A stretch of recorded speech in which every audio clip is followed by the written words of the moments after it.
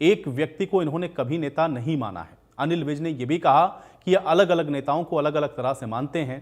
अनिल विज ने यह भी कहा कि कांग्रेस के अंदर की फूट बहुत गहरी है और ये एक पार्टी नहीं है। उन्होंने इसको धड़ा करार दिया है। बिल्कुल लगेगी, जिम्मेदारी लग रही है। कुछ तो एमएलएज हमारे पहले ही ऑलरेडी बुला रखे हैं। बाकी अभी आज शाम को मीटिंग है 7 बजे। तो अभी ये ड्यूटी हमारे सारे जितने भी जो हमारे सीनियर लीडर हैं सब दिल्ली में आ जाएंगे। दिल्ली की क्योंकि जो चुनाव में कहा जा रहा है कि एक बड़ा असर रहता है हरियाणा की राजनीति का, तो दिल्ली चुनाव में कितना असर मानते हैं? और क्योंकि 3 तरफ हरियाणा है। दिल्ली तो जो है, दिल्ली के लोग तो अब कांग्रेस की ओर देख रहे हैं केवल।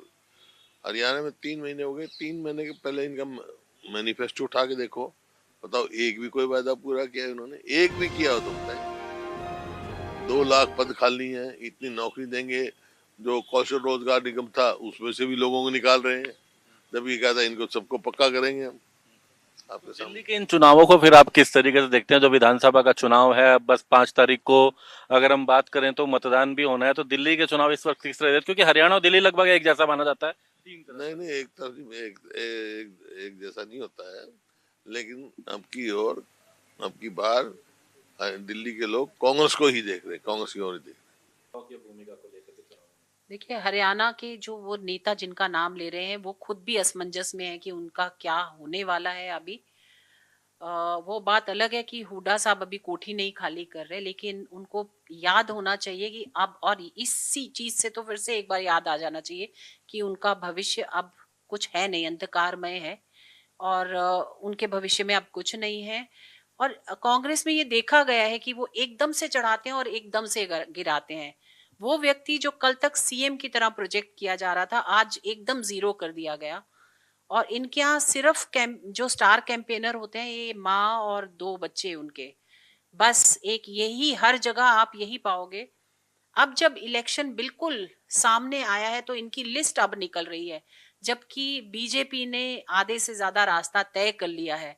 और अगर बीजेपी की लिस्ट देखोगे तो बहुत लंबी चौड़ी है, उसमें स्टार कैंपेनर्स की लिस्ट के अलावा भी हम जैसे छोटे कार्यकर्ता भी लगे हुए हैं, सब जगह फैल चुके हैं दिल्ली में।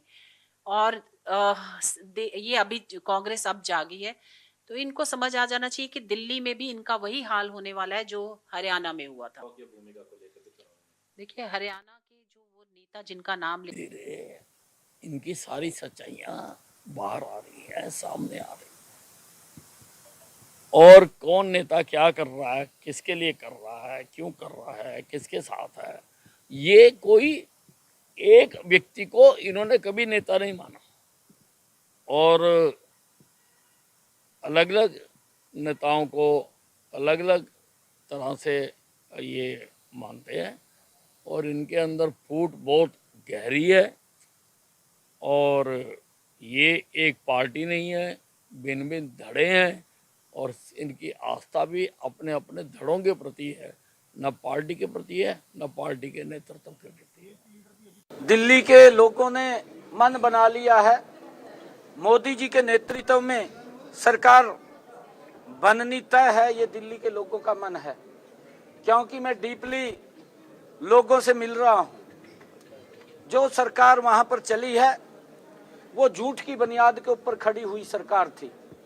उसने लोगों को सजबाग तो दिखाए, परंतु लोगों के वो सजबाग जो दिखाए थे वो पूरे नहीं किए। वहां की सरकार ने अपने सजबाग पूरे कर लिए। वो जो बात बोलता था कि मैं गाड़ी नहीं लूंगा, मैं बंगला नहीं लूंगा, वो गाड़ी भी BMW में चलता है और वो शीश महल जैसा खड़ा कर लेता है। उसने अपने सपने तो पूरे कर लिए, उस गरीब के सपने जो उसने दिखाए थे, जो जागृत किए थे, वो सपने वो पूरे नहीं कर पाया। क्योंकि एक ही तरफ के सपने पूरे होते हैं। नरेंद्र मोदी जी ने ये आह्वान किया कि जहां झुंगी वहीं मकान, और दिल्ली के लोगों के उन सपनों को पूरा करने का काम देश के यशस्वी प्रधानमंत्री जो गरीब के हितैषी हैं उन्होंने किया है। और उस गरीब व्यक्ति को मकान बना करके देने का काम निरंतर नरेंद्र मोदी जी के नेतृत्व वाली सरकार में जारी है। आज लोग इस बात को समझ रहे हैं कि कौन काम करने वाला है। ये अंतर स्पष्ट लोगों के सामने नजर आ रहा है कि एक व्यक्ति बात करता है, ईमानदारी का ढंढोरा पीटता है और कांग्रेस से भी बड़ा भ्रष्टाचारी निकलता है। भ्रष्टाचार की सारी सीमाएं लांघ करके तिहाड़ जेल के अंदर